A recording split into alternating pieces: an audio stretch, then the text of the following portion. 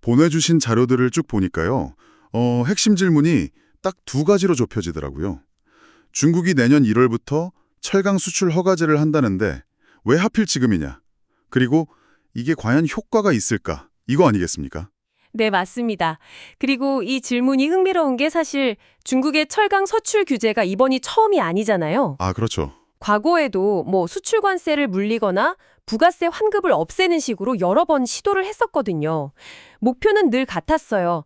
과잉 생산 좀 줄이고 산업 고도화하고 탄소 배출도 잡겠다 이런 거였죠. 그런데 이번에는 수출 계약서에다가 품질 증명서까지 요구하면서 절차가 훨씬 까다로워졌어요. 심지어 중국 강철공업협회에서는 세계 무역 안정에 기여할 것이다. 이런 엄청난 평가까지 내놨고요. 겉으로 보기엔 정말 단단히 마음먹은 것 같은데 이걸 어떻게 봐야 할까요? 분석가들은 바로 그 지점을 일종의 명분 쌓기라고 보고 있습니다. 명분 쌓기요? 네, 겉으로 내세우는 이유랑 실제 속내가 좀 다르다는 거죠. 핵심은요, 중국 내부의 공급 과잉 문제가 이젠 거의 통제 불능 수준이라는 데 있습니다.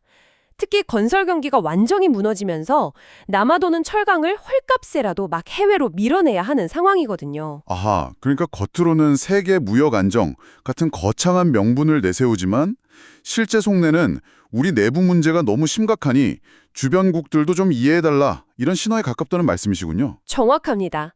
주변국들 불만이 터져나오기 전에 우리도 이렇게 노력하고 있다는 제스처를 보여주려는 의도가 아주 크다는 겁니다. 알겠습니다. 결국 명분 쌓기라는 건데 자, 그럼 당신께서 정말 궁금해하실 부분은 이거겠죠? 그래서 이번엔 정말로 수출이 줄어들까요? 자료의 전망은 꽤 비관적이던데요. 네, 이번에도 실패할 가능성이 높다고 보는 데에는 크게 세 가지 이유가 있습니다. 첫 번째가 가장 근본적인 문제인데요. 생산 능력은 그대로인데 내수 시장이 너무 빠르게 무너지고 있다는 거예요. 제조업 가동률도 예전 같지가 않고요. 잠시만요. 자료에서 언급된 과잉 물량이 1억 톤이라고요? 와, 1억 톤. 이게 어느 정도인지 감도 잘 안 오는데 그 막대한 물량이 전부 갈 곳을 잃었다는 거군요. 기업 입장에서는 정부 정책 이전에 이건 생존의 문제니까 어떻게든 팔려고 하지 않겠어요? 바로 그겁니다. 정부 말을 들을 여유가 없는 거죠. 이게 첫 번째 이유고요. 두 번째 이유도 만만치 않습니다. 아직 세부 시행 방안이 전혀 안 나왔다는 점이에요. 아, 구체적인 게 없다? 네. 그 말은 정책에 구멍이 얼마든지 있을 수 있다는 뜻이죠. 위에 정책이 있으면 아래에는 대책이 있다. 이 중국 속담을 괜히 인용하는 게 아닙니다. 결국 빠져나갈 길은 다 만들어질 거라는 거군요. 마지막 이유는 뭔가요? 중앙정부랑 지방정부의 동상이몽입니다. 아, 이해관계가 다르군요. 그렇죠. 중앙은 구조조정, 수출 통제를 외치지만 세금이랑 고용이 훨씬 중요한 지방정부 입장에서는 공장 가동을 멈추기가 너무 어려운 거예요.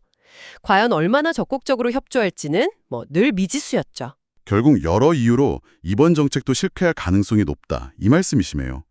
그럼 우리는 그냥 중국이 또 실패했네? 하고 넘어가면 되는 걸까요? 아니면 이 실패 가능성 뒤에 우리가 봐야 할 더 큰 그림이 있을까요? 바로 그게 이 분석의 핵심입니다. 단기적으로 철강 가격이 조금 오를 수는 있겠죠. 하지만 그건 본질이 아니라는 겁니다. 우리가 정말 주목해야 할 건 중국 정부 정책의 일관성과 속도입니다. 일관성과 속도요? 네.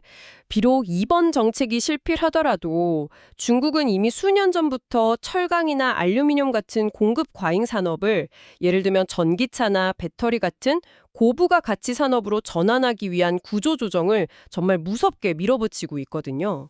그렇군요. 당장 눈앞에 수출량이 얼마인지에 매달리는 건 정말 숲을 못 보고 나무만 보는 격이 될 수 있겠네요. 지금 중국의 저가 물량보다 장기적인 산업 전환이라는 그 방향성 자체가 훨씬 더 무서운 상대라는 말씀이시군요. 맞습니다. 자료의 결론도 결국 우리 내부를 향하고 있어요. 이 정책이 성공하든 실패하든 이걸 계기로 우리 스스로 체질 개선과 경쟁력 강화에 박차를 가해야 한다는 거죠. 고객이 외면하면 명분도 사라진다. 이 마지막 문장이 특히 의미심장하게 다가오죠. 그렇다면 마지막으로 당신께서 던져봐야 할 질문은 이것인 것 같습니다. 우리의 가장 큰 경쟁 상대가 단기적인 실패에도 불구하고 고부가치 산업으로의 전환을 이토록 일관되게 추진하고 있다면 우리의 전략은 과연 어디를 향하고 있는가? 혹시 오늘의 시장 상황에 대응하는 데만 급급하고 있지는 않은가? 하고 말이죠.